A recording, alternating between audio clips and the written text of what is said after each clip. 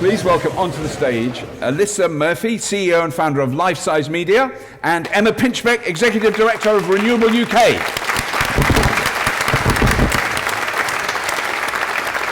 Thank you so much.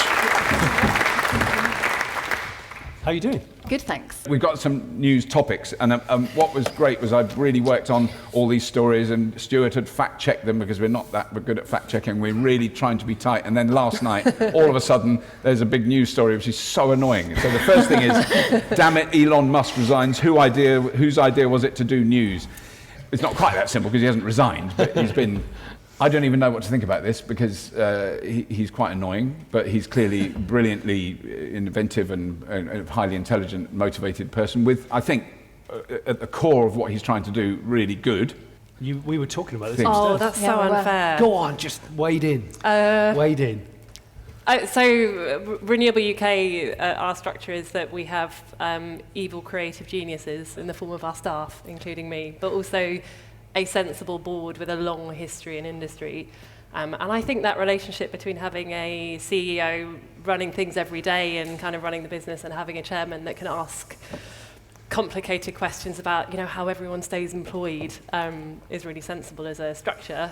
And then less boringly, I was saying that I'm one of the spokespeople for the renewables industry in the UK, and what's really fascinating is over the last couple of years, we've gone from being the slightly mad niche people in the corner of the room to being at the centre of everything, and that comes with a different way of behaving, which I sometimes fail at, and having to be taken more seriously and playing by the rules that the incumbents have always played by, and getting that tone right is really difficult, as you sometimes see from Elon Musk, and trying to work out what your identity is. So you don't drink a bottle of gin and go on Twitter? I mean, not that my comms team know about. No. Exactly. You do it under a pseudonym. Yeah. Clever.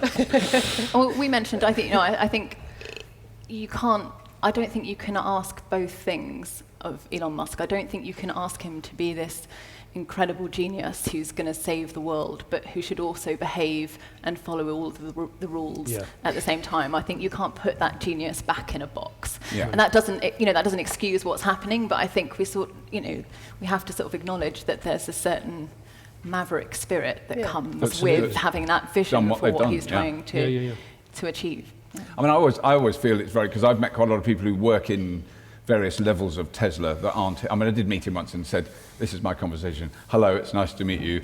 Likewise. That was the entire conversation. So, really, really in-depth. Really feel I know him. But that was pre-Model S, a long time ago. But there's so many people who work in that company that are incredibly talented and dedicated to what they're doing. I don't even know who they are. There's a few names at the top, but there's a huge team of people that actually are building the cars and designing them and making them. It's just... They haven't made heroes of any of those people, have they? No. Yet. Maybe this is a chance to do that. Yeah. Market the designers and the engineers a bit more. Yeah. But they are making a lot of cars now, finally, and Jonny's driven the Model 3. Yeah, it was good. Yeah, there you go. There's the review. It was good. Better than the Model S. It's better than the Model S. I think so. I think you're right. Don't take my word for it, though. No. But it's more relevant to us as Britain. Yeah. Personally. It's smaller. It's easier to park. Smaller. It just feels a little bit more interesting. It's easier to park at Lidl by the charger. That's the important thing. Got a charger at Lidl? Lidl are really good. They've got loads of chargers. Have they? Oh, yeah. But anyway, I don't know if unless you've got anything else burningly important to say about Elon. Just because it was very recent news, that was the reason it got No, but we were going to talk a thing about the Gigafactory, and like you say, it's the you can have a conversation about the how you behave in public bit and whether that's appropriate for a company chairman, but much more interesting is the ambition and the vision, and we're going to talk about if he died tomorrow, what would be his legacy? Yeah, and stuff like trying to solve the really big problems and kind of shooting for the moon, which when you're thinking about something like climate change and the timetable we've got is the right approach. And again, I wasn't saying that the right solution is to go down behaving like everyone else, but it is a live conversation in the renewables industry about how you stay a mad entrepreneur, innovator with a really big, strong, powerful, clear vision. Yeah. But also try and persuade the people that aren't like you to hear you and understand you and invest in you. I think also just one thing on what you were saying about maybe there's a chance to profile the people that work around him as well. Yeah. I agree, but I think we shouldn't underestimate how much people are inspired by individual stories, and we need that kind of cult of personality, I think, to have heroes, however flawed, to point to in this world. And that's how we kind of really understand stories, is when, you know, throughout history we look at individuals who are of course supported by lots of brilliant people, but we remember the individual. It's what we really respond to, I think, psychologically, and we need those heroes. And heroes are always flawed. Yeah. I think. Yeah. They are. Fifth century. I've had loads of heroes and they've all been very flawed. Have you? Yeah. Let's move on, because this one I think is, I don't know, because sometimes I can actually make an opinion, even though I'm a wishy-washy, whatever, centrist tosser. But I don't know what I think about green number plates for electric vehicles. I can't work out an opinion. It varies with each heartbeat. No, brilliant idea, terrible, I don't know. I don't drive a car at the moment. I drive a bike, so I perhaps don't have... You might have to have a number plate if you're in a London-based school. This was exactly my...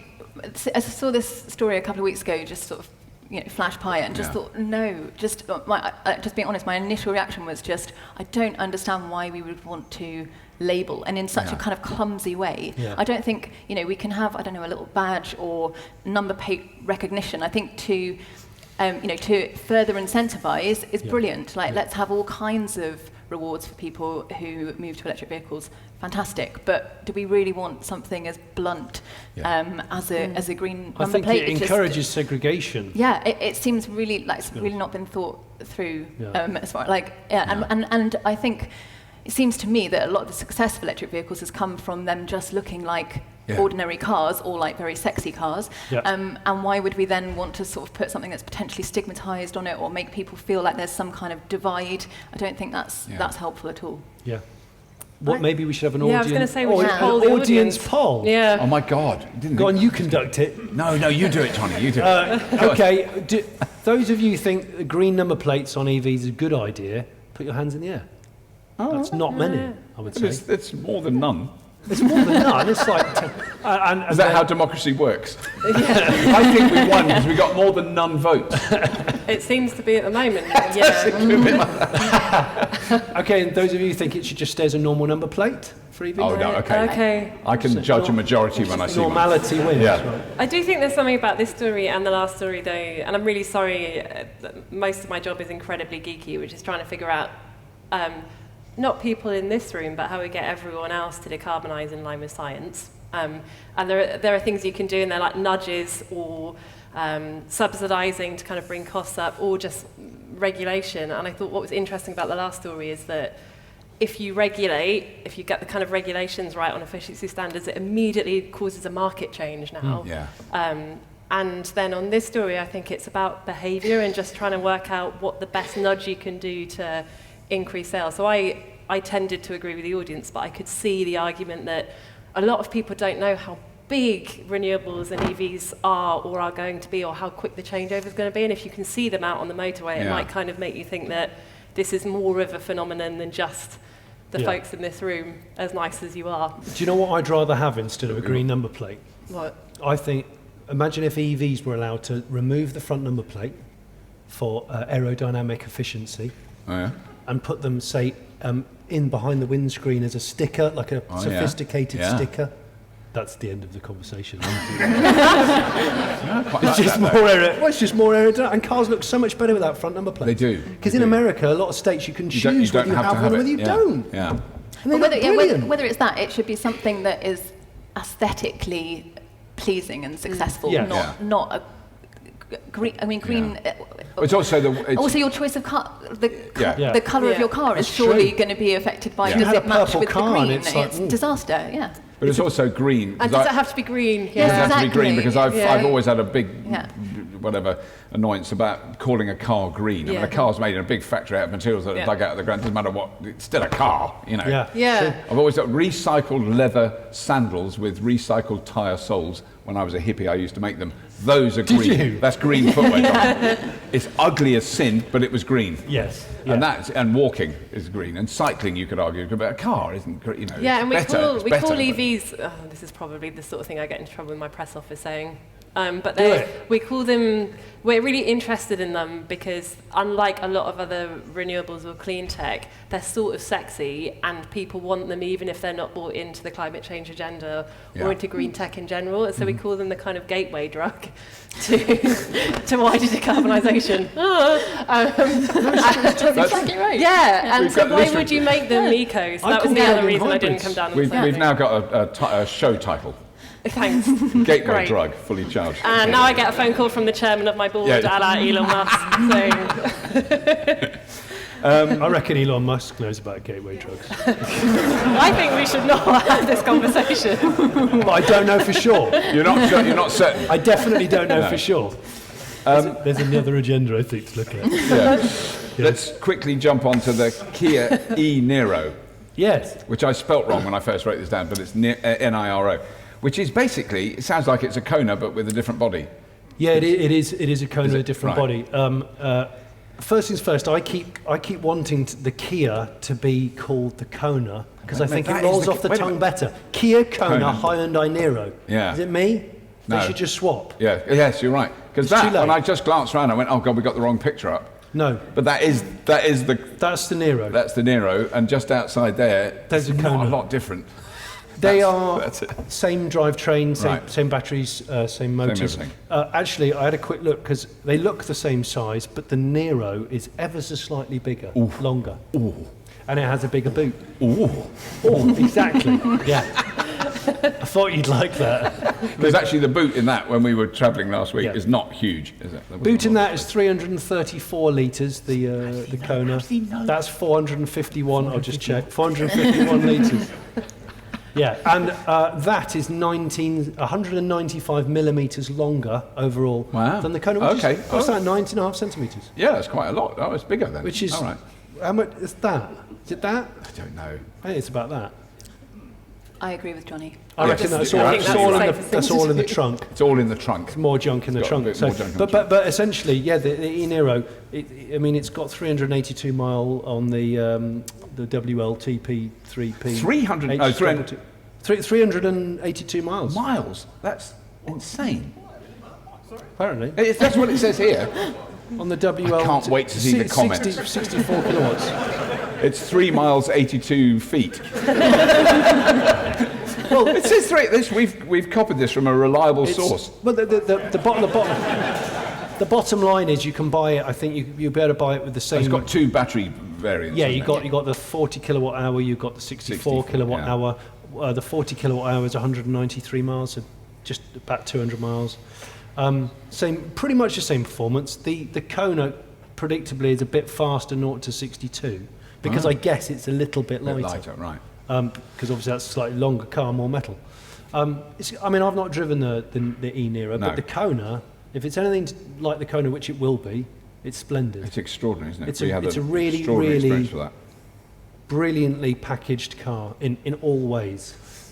And I have to say, the Kona really has blown me away. Yeah, yeah. And it's modest, but it modestly does everything brilliantly. Yeah. Does that make any sense? But you know what I mean? It's a bloody It's good like car. you, Johnny. You modestly make an enormous amount of sense. It's doing a humble brag. Yeah. Actually, wouldn't that be a great name for a car? Yeah. What do you drive? I drive the Hyundai Humble Brag. It doesn't make a lot of fuss, but it does the job beautifully. It is good at humble bragging. That's what Yeah, it is. yes, it is. So, It's the Humble Brag. Yeah. yeah. Oh, and apparently the charge port on the e-Niro Yeah. is not illuminated like the Kona. Sad emoji face. because the You want an illuminated charge point. it's very really important. handy when Yeah, I was, it really when I was helps. fiddling around in the dark Yeah. with the Kona, not Yeah. at a dogging site. It was really good. It was really good. Yeah. It's really good. So that's the e-Niro. I can't wait to have a go. Actually, has anyone ordered one? I spoke to somebody who wanted one. I don't know. Nobody's ordered Oh, one. there's one. There's one. You've ordered one. You took a while to react. Yeah. You're almost ashamed. Why? You just admitted it now. Yeah, it was me. Yeah. This next story, we've never done, I don't think we've never done a story like this on Fully Charged. It's so sad, which some of you will have heard about this. This little girl, 9-year-old Ella Roberta Kitty Deborah, died from asthma in 2013. just heartbreaking, lived right next to the South Circular. I think what is, and there's, the story that came out was that she died as a direct result of air pollution, from a busy road. Yeah. But what's, I think, remarkable is the research. There's a guy called Professor Stephen Holgate, who's an asthma expert at the University of Southampton, found a striking association between her asthma attacks and traffic levels outside and air pollution in the road that she lived near. Really? I.e. she would have an asthma attack when it was really busy and the weather was right and the particulates were particularly high. They absolutely had, this is the day she had the asthma attack, look at the pollution levels on that day. My goodness. So they've really tied that relationship together. And it's taken this long, because when I first read it, because I thought she died like last week, but it was quite a while ago, and that research has taken some time to be put together. So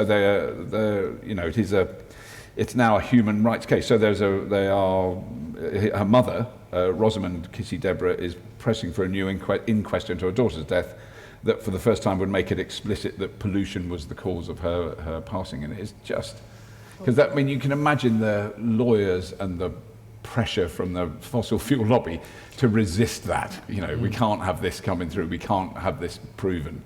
And it looks like it's very, very convincing evidence that there is a clear direct correlation. Connection. But that's not new, because that was talked about in Los Angeles. The first time I went to Los Angeles, mid-1980s, all the kids at schools that were near the big freeways had asthma, and all the kids that were at schools 5 miles up the road in the hills, in the posh schools, didn't have asthma. It wasn't. You didn't have to do a lot of research to work out the connection. And I know this is sort of a painfully obvious thing to say, but I just don't think there's any excuse for it either. I mean, from a technology point of view, we have the technology. I mean, you look at China, where they're introducing electric bus fleet the same size as the entire bus fleet in London every 5 weeks.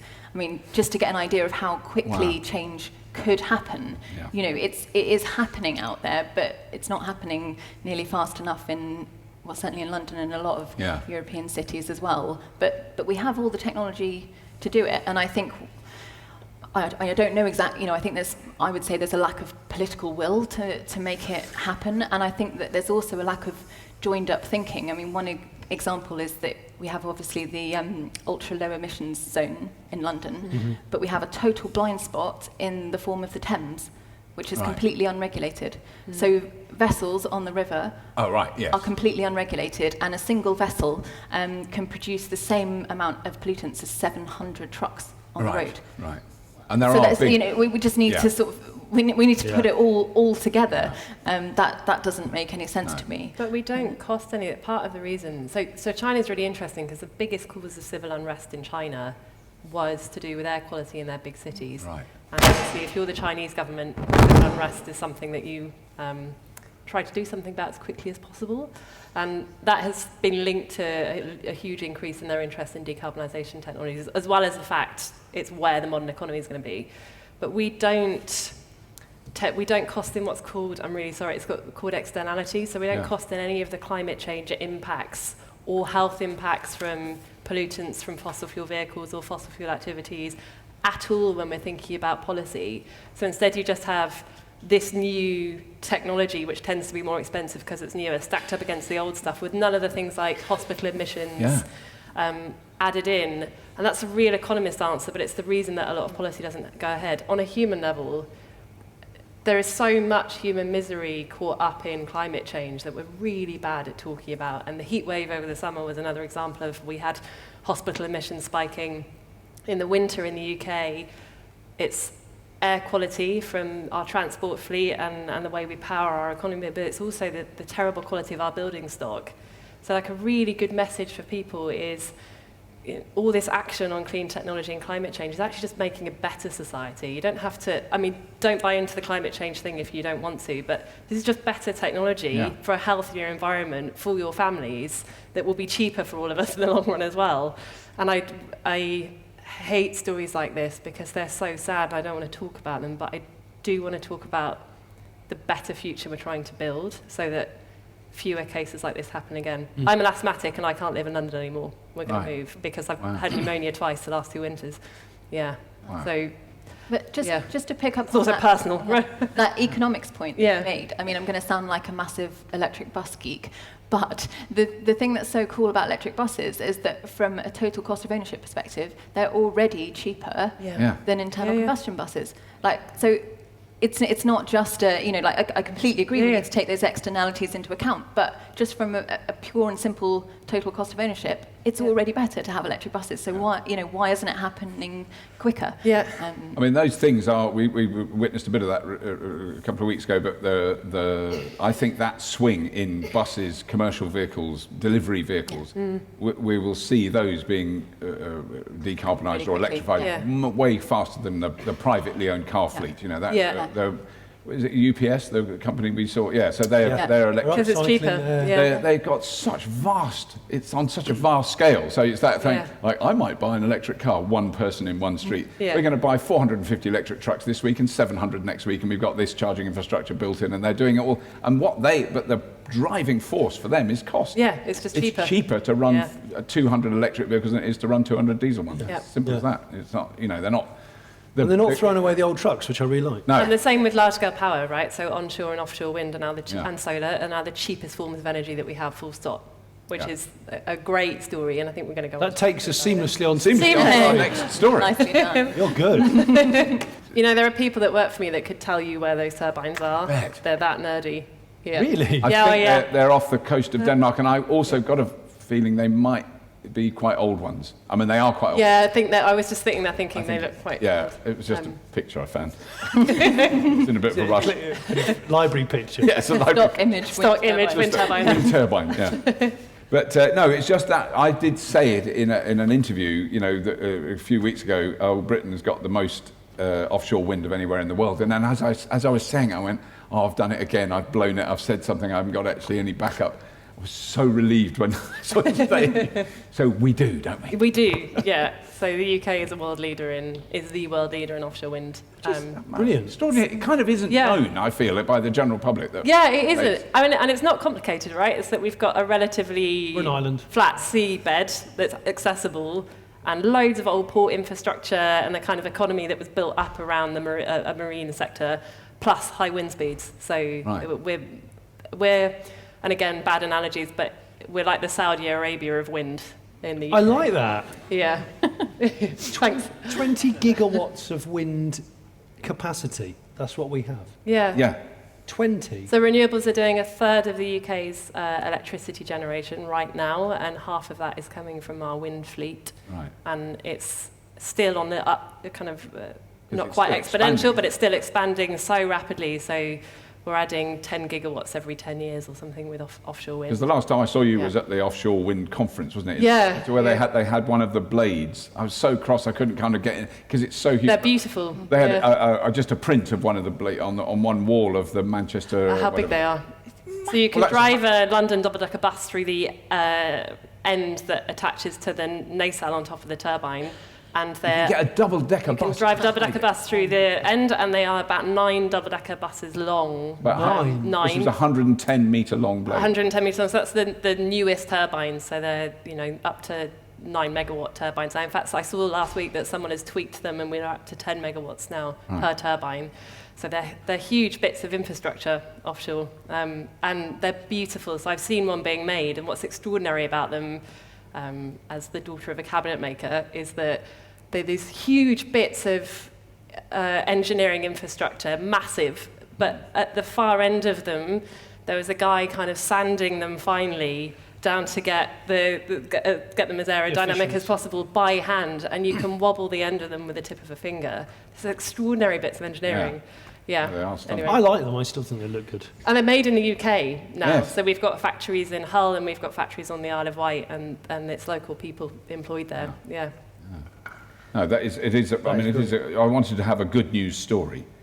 I just want to read. I'm going to read out what the other people have got because they're trying their best. Germany have got 5,355 megawatts. Yeah. So extraordinary for us to any story where we're doing better. I know. China, because of course that's offshore. Onshore, they're off the scale. But offshore is only 2,788 megawatts. They've only got a little diddly bit of offshore. Yeah.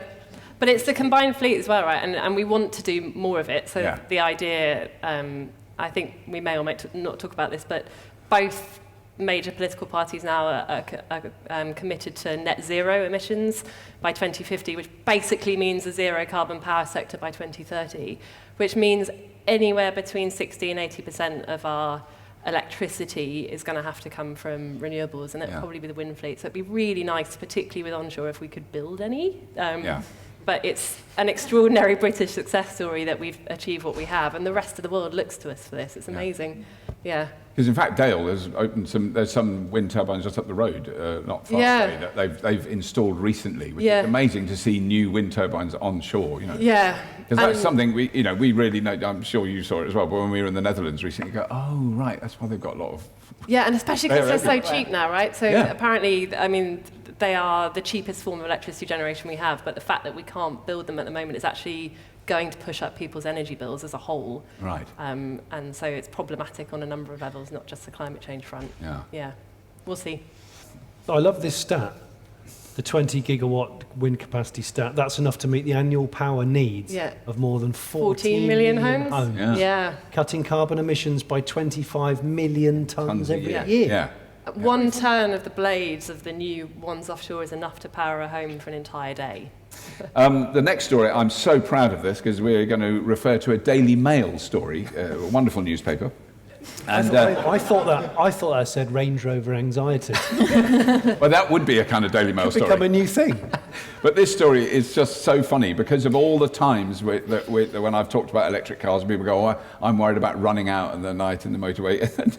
And I had been told by a guy, the guy who's the boss of the AA, he said, oh, we deal with about 2,000 people a week who run out of diesel and petrol, which I thought, well, there's a phenomenal figure. There's nothing. 800,000 people a year run out of fuel on Britain's roads. It is just extraordinary. And the funniest thing is, it's mostly men. I just love that. Men made up, they don't look at the fuel warning, I can get there. We can't start going genderising. We shouldn't genderise it, but... Because I know how it pans out in my house. Is it not you? I get into the car. Yeah. Oh, that. Oh, there's no fuel in the car. Yeah, fuel chicken. There was when I last drove it. Yeah. That is a. Somebody limps to the fuel station. Yeah. Somebody doesn't always make it. As an impoverished teenager and driving my mum's car, I'd always try and, just because you're nice to your parents on a number of levels, but I drive her car and then try not to be the one to fill up the tank. So yeah, I'm sure she ran out of fuel. I'm sure on a number of occasions. So that might be the. I like the risk element, if I'm honest. Yes. Keeps it interesting. Unless I've got to get to an important, if it's going to a job interview or doing something important like. I've definitely. I quite like running the gauntlet a bit. I pulled into my house in my Nissan Leaf at night, and I'm going to say this now because I'm embarrassed about it. But and as I drove in, I was fist punch. I was going, yes, because everything was beeping, and it was. And I got in there like just up to where I could just reach to plug it in, And so I have timed it down that low once or twice. Yeah, and it's just that. That's definitely more fun than breaking down. 3 miles. 3 miles away would be very annoying. Yeah. But do people still ask you? Because I've genuinely had several people ask me what happens when an electric vehicle runs out. I mean, certainly I have because I did it. We did an episode of Fully Charged where I just drove it till it stopped. It stops. Yeah, and that's what happens, right? Yeah, it stops. Yeah. So very much the same as what happened here. It is kind of the same. Yeah. So they both just stop. They both just stop. So in both cases, you just don't want to run out of fuel, right? And then modern diesels, especially, once you run out of diesel, sometimes by just putting a gallon of diesel in, it won't start. Yeah. Because it gets an airlock in the fuel system. It has to be professionally bled. So it's actually a massive can of worms. Thinking about green license plates, do you think that one of the reasons this happened, people are so worried about range with EVs, and do you think it's because they assume that there won't be any infrastructure, and that unlike petrol stations where you just assume there'll be a garage at some point, so you're more willing to risk it, whereas there's that kind of extra preparation that goes into driving your EV around because you're not expecting it to be there. And I wonder whether this happens more because people are more like, well, it'll probably be fine. I think whereas you don't get that attitude the same way with EV drivers. I don't know. I mean, it's also that it's possible, it would be impossible for there to be 800,000 EV drivers running out of, because there's not that many cars, So it's, it is very much to do with the statistics. But it's, I think that's totally right. Yeah, I think you're right about that. I think it's totally, And we're back to how does technology change people's behaviour? yeah. Yes. And about, I guess, if you're driving an EV long distance, you have to be better at time management. Yeah. I think you'd be a fool to say that you don't. No, yeah. I think you do. But in my case, I need to be better at time management. So I've actually taken it on as a positive thing. Okay. It tightens my brain up a bit. Yeah. And I think it is also ignorant. It is the ignorance of what the technology is like. If you've never driven an electric car, I mean, when I made my Leaf run out deliberately and was filming it, one, it was incredibly boring because it kept going much longer than I thought. Also, the last 25 miles was incredibly annoying because everything was beeping and flashing at me. You know, it's not like it suddenly ran out of the blue and I didn't expect it, which I've done in a diesel Land Rover. I've been driving the kids to school. I had no warning at all. It just ran out. And it had been empty for about a year because the needle didn't work. You could fill it and it was always empty. So it was all guesswork on that. But you know, there's enormous amount of warning you're getting for such a. You've got to be determined to run out to make it run out. I mean, it's very hard. Yeah. The batteries are filthy and cause more damage than drilling up a billion gallons of diesel and all that stuff.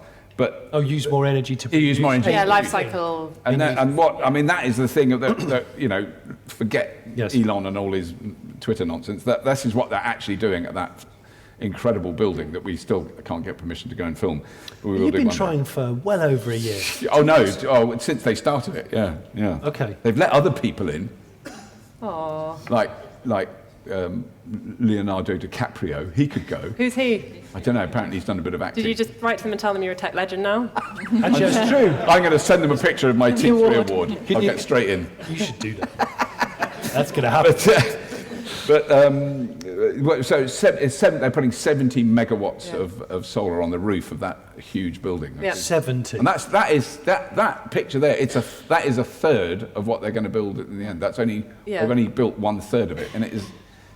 I think is it a mile long? It's something like close to a mile long. It will be the biggest. It'll be the biggest building, array whatever, all that nonsense, ever. But what they will do? 200,000 solar panels. Yeah. Yeah. And it's important, it's rooftop, so there are arrays on the ground that are very big, including one just outside Morocco, which is amazing. That are bigger than that? You know what, this is the sort of thing where I'm scared of this audience and Google. I think that's. But I think the crucial thing here is that it's on the roof. Yeah, so it would be the biggest rooftop without question. Yeah, and that it's on a factory, and you want to talk about making stuff and how we do that. Yes, no, I mean I think it is really good. I don't know what. It's all brilliant.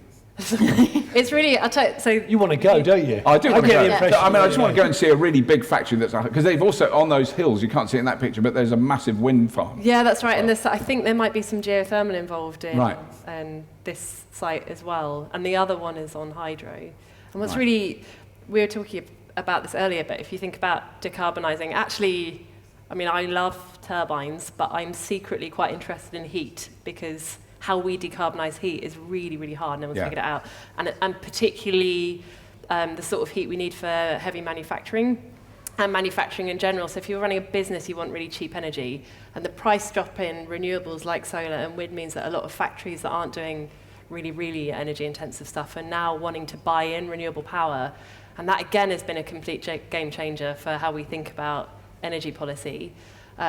And also, because it's flexible power, it's allowing businesses like factories to run their factories when the power is cheapest, using storage and kind of flexing their plants so that they're saving loads of money. I'm really interested in whether or not they can do energy-intensive manufacturing someday with renewables, or whether we need something like carbon capture and storage or another technology yet to be able to do stuff like making steel. Right. And that's when I'm going to get really interested. Can we find a renewable power source that does really high intensity heat? I think that's a huge question. Or sequestration, which is a fancy word for sticking a bell jar over the top of something. Yeah. Don't write in YouTube. I know it's not that simple. Bell jar. It is just a like a thing over a giant bell jar over a chimney. Yeah. Picture that. With a man outside sucking that's blowing it into how a hole in the ground. It's that basic. It's like a giant shisha. You, every engineer. I think you're fine. That's not great.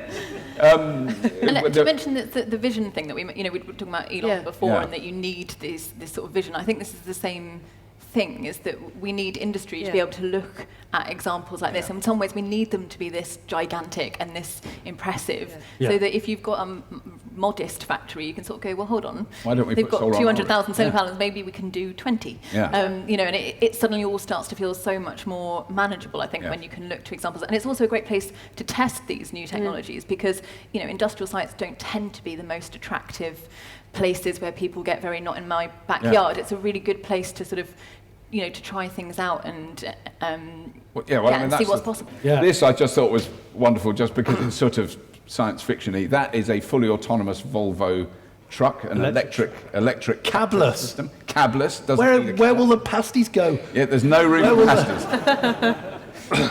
Which is, I think, I mean, they've already built it, but it is actually, they've built it's called Vera, which I think is quite nice. And there it is. That's it without a trailer on the back. It's so strange. It is so strange, but it's more for moving heavy goods around like a dockyard or a when it's a container repetitive yard. journey. So it's repetitive journeys, and you know, and they all can speak to each other, and they can all not run into each other, and it just makes so much sense. You don't need that great big cab on the front. It's all in the gubbins is all in there. It's great. And I think we'll connect also to platooning, won't it? So the trials that are Platooning. happening with platooning. Volvo are really into platooning. Yeah. They want us all to be platooning. So I mean, a lot of the autonomous vehicle manufacturers in general are interested in, especially stuff like in cities where people are owning less cars, Yeah. but wanting to use them to get from A to B or do short journeys, and whether or not there'll be some kind of autonomous fleet that just drives around and parks itself, or you yourself could send your car off to pick people up and drop them off and make you some money in the day instead of parking it in a E-hailing. building. Yeah. Yeah. I'm not sure. The sci-fi aspect is nice, but to me, what's more interesting is that we will see things, as we said before, happening in commercial vehicles long before it will happen in passenger vehicles, and it's happening there much quicker. Yeah. But I think the really interesting part is actually about getting all those vehicles to be electric powered. Yes, that's that's really an what's- electric vehicle. I yeah. can't, well, because we're ordering more things off of the internet, Yeah. and those things Yeah. arrive by van to your house, and all those vans that arrive at my house are diesel. Yeah. And it does annoy me. I'm a postman, drives a petrol van now. It was diesel, but the DPF kept blocking up, so they've gone to petrol. Even though it drives it like 3 meters and then gets out. I actually get woken up because he leaves the door open and he's listening. Is the radio's on? Yeah. The AI, what they don't know, and that I think, well, I'm sure someone will tell us, but the really interesting thing is whether you get carbon reduction or efficiency savings from particularly freight, if the AI can make it move most efficiently and kind of get it down the most efficient routes, and whether that would help decarbonize as well. Yeah. And that's what platooning is all about. Yeah, So it'd be really interesting to see more research on that, because there's early stuff. I think there's also like there's an adoption aid here as well, in the way commercial vehicles are a great place for people to get familiar with the technology. You know, if you're getting on an electric bus every day, then suddenly the idea of having an electric car doesn't feel so frightening. And I think that's exactly what will happen with autonomous vehicles as well, is that we'll see them in action. But and not with people in them. No, not for much longer, but we will start to feel more comfortable with the idea, I think. Yeah. I've heard of that with vans as pool cars in companies. People who drive them and don't normally drive electric cars, and then they've suddenly gone, I've been driving around this van for work, I had to, and actually I realised it wasn't rubbish, it was actually quite good. And then they've gone, maybe I'll buy a car. Exactly. And it genuinely does help to relieve a bit of uncertainty, should we say. No, it's good. And the final one, which is, I don't want to, because I don't want to be cruel, but it was a tweet. I don't understand this. You don't understand it? Well, You have to explain it. It was a tweet from a man, I'm saying a man, might not be, I think it is, a hyperspace panda on the tweet. Is hyperspace panda here? That would be really embarrassing. But it's just a tweet that I've had so many times. Oh, that's very nice to get. That one's just looking a little bit wilty. Yeah. Don't You've been overwater it, sucking though. all the air. Yeah, but it was a tweet that I received last week, which is, it was in a whole stream of tweets about range and about electric cars' suitability. Unfortunately, they're still missing the one big thing I'm really looking for, which is either a 600-mile range, allowing for approximately 12 hours travel. I want to just put a hint in there, non-stop. So sit in a car for 12 hours and drive it, or a vastly quicker charging system so it doesn't take 20 hours to charge. And that... Well, where do you start? I don't know where you start. Like, when I saw that, I didn't reply because I just went, I've seen that so many times. I've got to be able to drive 600 miles non-stop, which is 12 hours it would take. I think for me, where you start, the key question is, how on earth do you have bladder control Exactly. that allows you to drive for 12 hours? I'm glad you said it. I have I have that's, 150 miles range, and that is not bad for a man my age. 150 miles is going that's 3 hours. And the interesting thing that happens with a gentleman of a certain age is when I'm sitting down now. When I was young, I'd be like that in the car, desperate to get to the loo. Now I don't know until I stand up. Something happens. I'm sure a doctor. There's a pipe. I'm really sorry I brought this up. It's like, you know, when you kick a garden hose. But it does, it's shocking. You stand up. You're decoupling a train. Yeah, it's like that. It's like a kinked hose. You stand up, it's like, Jesus, I'm desperate.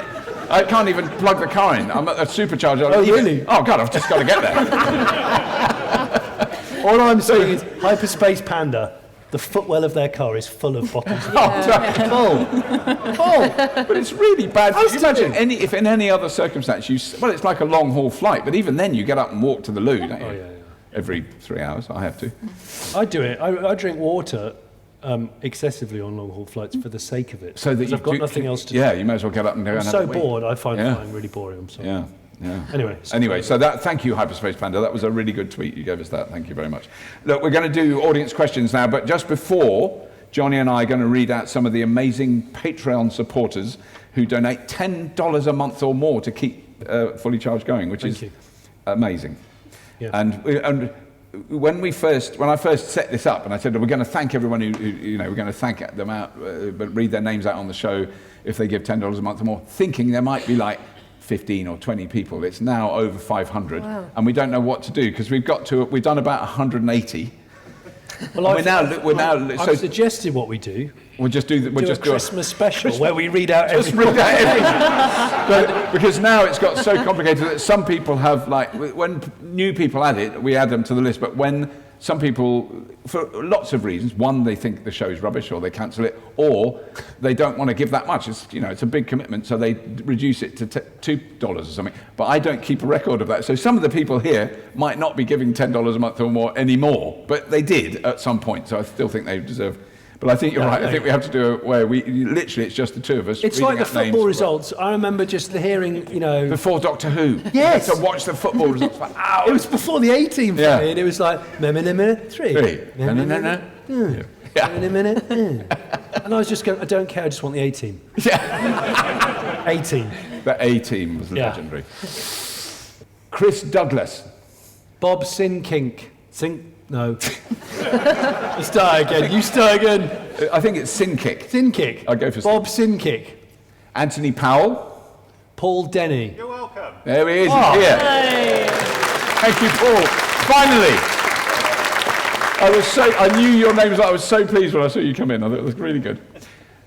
I've got to get this. That was good. I can do it. Bruce McMurky. Brilliant. Hamish Ainsley. Will Turner. Anthony Paul Burden. I think I know him. I think I worked with him. Are you the Anthony from Chester? You told me a really grubby story once. You just. You know who you are. I can't repeat it now, but I know who you are. Magdalena Sipka. And Andrew Campbell. Thank you very much. Thank you very much, guys. Give those Patreon supporters a round of applause. And Paul. Thank you. But that is all we've got time for. But let's do some quick questions and answers. It's mildly relevant, particularly where we were talking about the range a couple of minutes ago. You were talking about one of the new vehicles having, I think it was 60 kilowatts and 220 miles range or whatever it was. One of the things that I've noticed in EVs, I mean, I've got one of the new 40 kilowatt Leafs, and I can, if I'm being really, really, really well behaved, I can get about 170 miles out of it. Wow. Yeah. And that's really well behaved. Doesn't happen very often. No. But I've noticed that some manufacturers are chucking really, really big batteries in it, and aren't, when you look at energy density, so miles per kilowatt, aren't actually doing that well. No. What are your thoughts?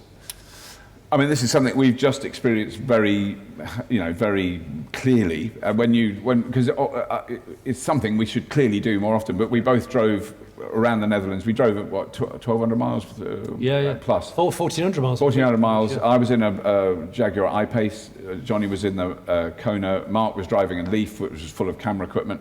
But we were really comparing the Kona and the I-Pace. Yeah. The Kona was getting close to 5 miles to the kilowatt hour. It was averaging 5.1. 5.1 It was averaging miles. 4.95. These are cars that roughly the same size. The Jaguar I-Pace was 2.2 to 2.5 miles to the kilowatt hour, so a lot more. Yeah. And then I started really like going, oh, well, I reckon I can get it better, and I couldn't. And then since I've now remembered, because I'm so used to the Tesla that I haven't been taking note of that. But actually, I drove down here 4.2 miles to the kilowatt hour in a Tesla. And that's a big heavy car. And that's a big heavy car. I mean, probably heavier than the I-Pace. I think the thing is that if I was behind Jonny on the Autobahn and I wanted to catch up to be in the camera that was in the Leaf, it was very, very easy.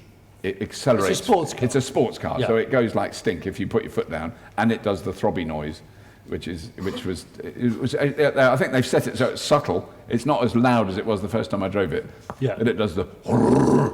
Yeah. It induces a little bit of testosterone and then mildly enlarges male genitalia. Mildly, not in a big way. It's very subtle. When you hear that noise. Because Dale does not want to hear that. sorry, Dale. I just don't want to see it. It's true. But no, it doesn't do anything of the sort. But it does. It's true though. It's something that we're going to try and do more and more of because it's an easy way to digest what economy you get in the real world. Yeah, but clearly, whatever Hyundai have done with that car is remarkable because it's a big car and it's and it just is incredibly energy efficient, isn't it? It's got to be the density of the cells they use. I mean, the Koreans, I think, are the leaders of battery chemistry and have been for about 8 years, something like that. So, and the fact that the price point of that car, with what it can achieve in the real world that we've experienced, and the level of trim, it is phenomenal. And hopefully the next gen Leaf will step up. I mean, we know that there's been a couple of rapid charging issues, which one of the reasons why we went on that road trip was to see if it was going to happen. So it'll all be in the shows about it. Yes, we did see that. But I mean, I think the sort of overarching thing we can just briefly is that we drove those 3 cars and we never ever had to kind of hang around for hours. For instance, while the Leaf charged, I don't know how we did it, but that just didn't happen, because we had to charge 3 cars, and that's quite complicated. And we were doing the most inefficient thing that an EV does, which is sit at 70 mile an hour. Yes, all we did day. a huge amount of long distance driving in them. But anyway, sorry, Doug. Yeah, I was just going to say the amount of range you get from your car and any given size of battery, that would be about battery chemistry. But your miles per kilowatt or that's kilowatt the hour, efficiency of the machine. nothing to do with the battery. No. That's about the efficiency of the car. Yeah. And I suppose, and to that end, I guess you want less curb weight, of course, so you want cleverer materials, less rolling resistance. Aerodynamics. So, I mean... Tyres, the tyres on the I-Pace were... The tyres on the chunky. I-Pace, and that's the thing, they're wide and they're really grippy because it's a sports car, because it's being sold to people as a sports car. Yeah. Who want to go around corners hard and fast. Yeah, which you can definitely do. And that's always the compromise. If you want to go around corners hard and fast and get the sports car feel, you can't have really, really focused tyres. Well, low rolling resistance, etc. Yeah. Any other questions? Hi there. It's probably a question for the wider panel, hopefully all of you. It's a question about the second order effect of the EV revolution that I think is happening at the moment. So at the moment, petrol stations, they're designed by the guy that made the Snake game on the phone, I think, because you go in and they try and slow you down, so you buy your Snickers bar and your Ginsters. You mean in the store? Yeah, in the store. You've got to pay. IKEA do it. Exactly. Yeah. Whereas at the moment, the physics, you've got to spend 20 minutes at a rapid charger. So how do we seed and get smaller businesses, not linked to EVs, to realise that's where they need to have their business? So the guy in Bristol, Jason's Donovan, he needs to be at a rapid charger. But I haven't seen any movement in that at all. How do we, we're talking about changing behaviours and this, I think that needs seeding somehow. How do we achieve that? I'm looking at the business people, I guess. Yeah. It's an interesting point for Dale almost, because you've got those rapid chargers that you invested in many years ago, and they're all in really prominent positions. And sometimes you don't want to go into the main services that might be nearby. Sometimes you want a different choice of food, drink, something like that, right next to it.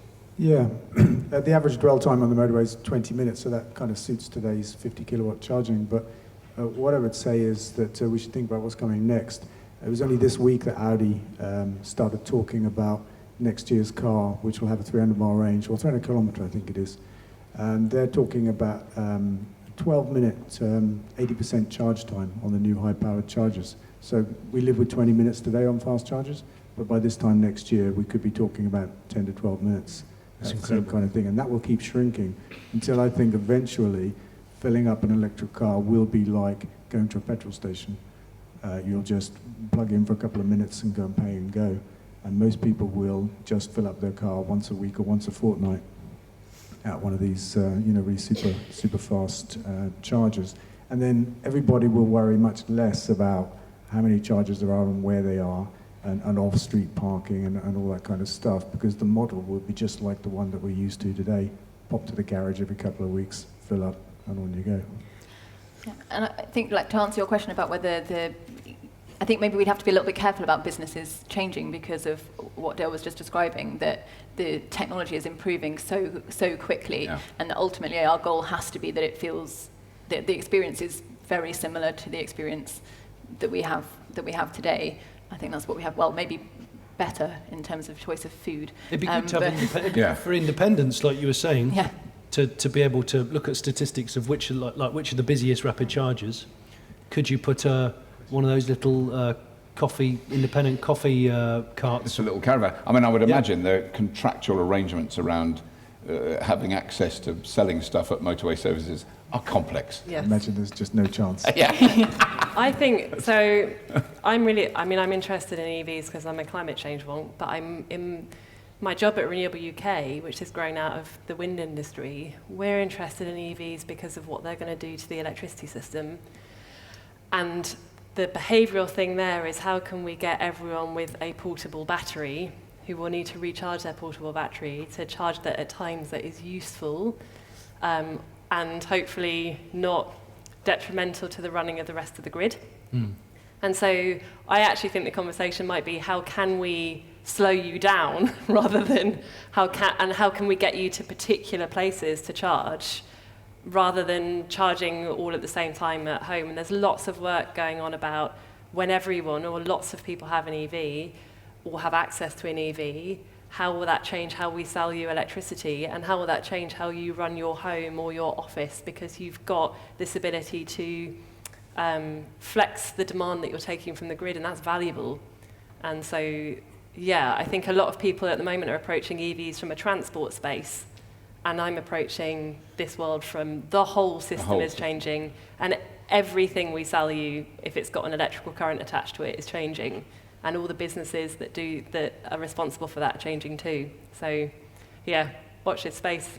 And I think there's as big an argument, and as you've described, 4% usage is low, and that might grow with more electric cars. But I've got a feeling it will never be it's never going to be 100%. Obviously, that would be a disaster. But it'd be a big queue. But the actual reality is what I think we need is slow charging. That everywhere that you can leave a car when you're doing something else, and my favourite at the moment is the Co-op in Bourton-on-the-Water. If you ever pass it, charge points there that are charged from their own solar panels. They're very good, free to use.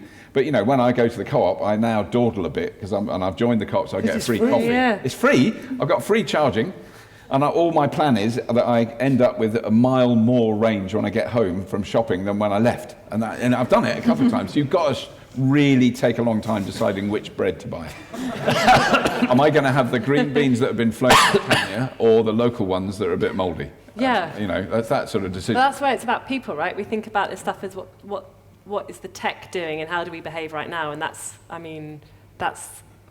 lot of us are thinking about how will this technology change our behaviour and how can we plan an energy system that works for that. So you'll probably have different kinds of charging and different kinds of incentives that match different people's needs. What my 86-year-old grandfather might need, should I ever get him off a motorbike and into an electric vehicle, is going to be very different from what someone like me living in the centre of London needs. And it's complicated but interesting. And I think that we might try and slow you down. We'll get you to a different charger with stuff like interesting coffees or bread.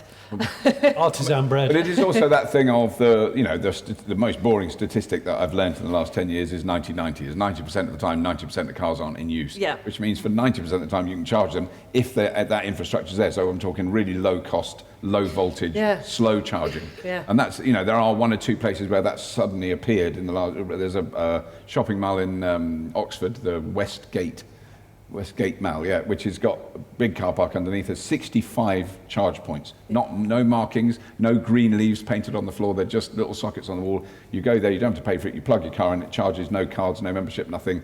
But you have to pay for the parking.